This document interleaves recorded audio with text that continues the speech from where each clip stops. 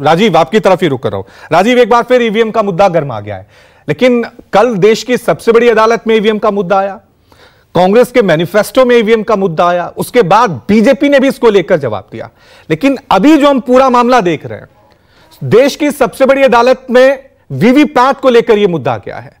कांग्रेस के मैनिफेस्टो में कहा है कि हां, ईवीएम से हम चुनाव कराएंगे, लेकिन वीवीपैट की जो प्रक्रिया है उसमें हम सुधार करेंगे।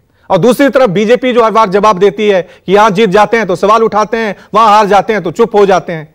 क्या लग रहा है आपको, जब देश की सबसे बड़ी सियासी जंग यानी लोकसभा चुनाव 2024 होना है, उससे पहले यह मुद्दा इन चुनावों पर कोई इंपैक्ट डालेगा? क्या असर होगा? राजीव, आपका विश्लेषण।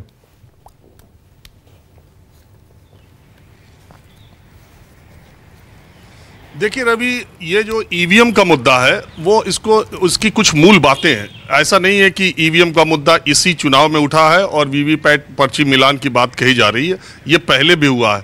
इस देश में किसी बड़े राजनेता ने ईवीएम पर पहली बार सवाल उठाया था तो वो भारतीय जनता पार्टी के नेता लालकृष्ण आडवाणी हैं, जो 2009 के प्रधानमंत्री पद के उम्मीदवार थे। नतीजे आने के बाद सबसे बड़े नेता ने कभी सवाल उठाया हो तो लालकृष्ण आडवाणी।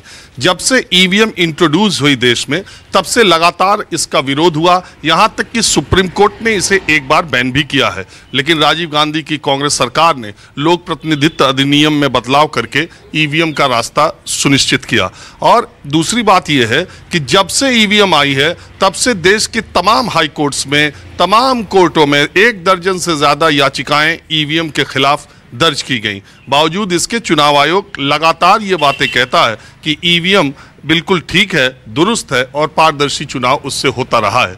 अब सवाल ये आता है कि अभी का जो विवाद है उसका क्या लेना देना है।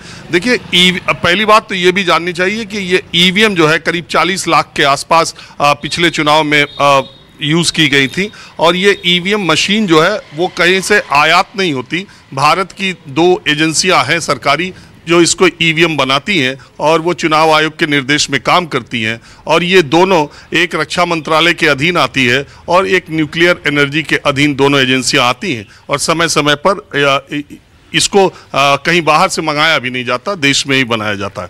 अब सवाल उठता है कि वीवीपैट का ये मुद्दा क्या है और वीवीपैट क्या है। देखिए, 2019 के लोकसभा चुनाव में वीवीपैट का पहली बार इस्तेमाल किया गया। जब वोटर वोट देता है, जब उसको कमांड देता है वहाँ का जो मतदान कर्मी है बूथ का, तब वोटर एक नीली बटन दबाता है और एक आवाज़ के साथ उसका वोट पड़ता है। 7 सेकंड के लिए वीवीपैट मशीन में 7 सेकंड की एक पर्ची आपको स्क्रीन पर दिखाई देती है, जिसमें आपको पता चलता है कि जिसको आपने वोट दिया उस उम्मीदवार का नाम और चुनाव चिन्ह के साथ 7 सेकंड तक मतदाता उसको देखता है। फिर वो पर्ची कंट्रोल बॉक्स में नीचे गिर जाती है।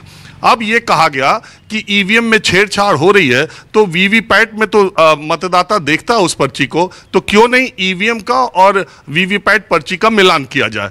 2019 के लोकसभा चुनाव में विपक्ष की इसी मांग पर चुनाव आयोग ने तमाम जगहों पर रैंडमली उन पर्चियों का मिलान किया। और आंध्र प्रदेश में एक, अगर आप उस समय के 2019 के चुनाव के मुख्य चुनाव आयुक्त का ट्विटर हैंडल जाकर के देखेंगे सोशल मीडिया पर, तो वो लगातार अपडेट करते रहे थे। आंध्र प्रदेश को छोड़ के देश में कहीं भी कोई गड़बड़ी सामने नहीं आई और वीवीपैट और ईवीएम की मशीनें का जो मिलान था वो ठीक पाया गया। जो आंध्र प्रदेश में गड़बड़ी पाई गई वो भी बाद में पता चला कि सही है और उसमें भी कोई गड़बड़ी नहीं थी। लेकिन वो रैंडमली बहुत कम पर्चियां थी, बहुत कम वोटिंग मशीन को और वीवीपैट पर्चियों को मिलाया गया था। चुनाव आयोग का कहना है, पिछली बार ये विपक्ष का कहना था कि कम से कम 50% वीवीपैट और ईवीएम का मिलान किया जाना चाहिए, तब पता चलेगा। चुनाव आयोग का यह कहना है कि अगर 5 दिन लग जाएंगे, अगर किसी लोकसभा की 50% की पर्ची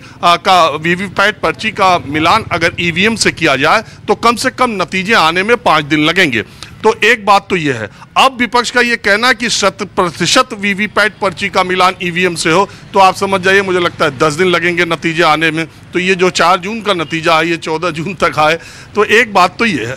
दूसरी बात, ईवीएम पर सवाल इसलिए भी हमेशा से उठते रहे हैं और इसे ऐसा नहीं है, जो भी विपक्ष में रहा है उसने ईवीएम पर सवाल उठाए हैं। दुनिया के बहुत सारे विकसित मुल्कों में अभी तक ईवीएम को इस्तेमाल नहीं किया जाता है, वहाँ पर बैलेट पेपर से वोट पड़ते हैं। लेकिन हिंदुस्तान की आबादी और हिंदुस्तान की जो विविधता और जो टोपोग्राफी है, आप उसको देख रहे हैं। ऐसी स्थितियों में अब मतपत्रों से चुनाव होना और वो कितना खर्चीला चुनाव होगा, तमाम सारी बातें इसके पक्ष और विपक्ष में कही जाती है। लेकिन बात यही है, सबके बाद एक मजेदार किस्सा के साथ मैं बात को अपनी ख़त्म करता हूँ। मैंने किसी एक अपने मित्र से कहा कि यार, हमारे इतने जानने वाले IAS, IPS, PCS, PPS teachers सब लोग हैं, वो मतदान में सीधे तौर पर जुड़े रहते हैं और किसी ने आज तक ऐसा नहीं कहा कि अगर वोटिंग में मतदान कर्मी और जो नतीजा काउंटिंग में रहते हैं, किसी ने नहीं कहा कि ईवीएम में ऐसी कोई गड़बड़ी है, सामने सील खुलती है, सामने बंद होती है, सबके चुनावी एजेंट होते हैं।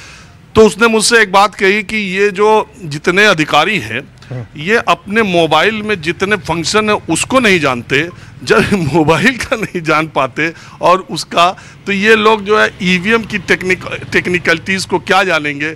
तो यही बात है, तकनीक कहाँ तक है, उसको कैसे, जब मनुष्य चांद पर पहुंच सकता है तो ईवीएम कौन सी चीज़ है जो मनुष्य की बनाई हुई है।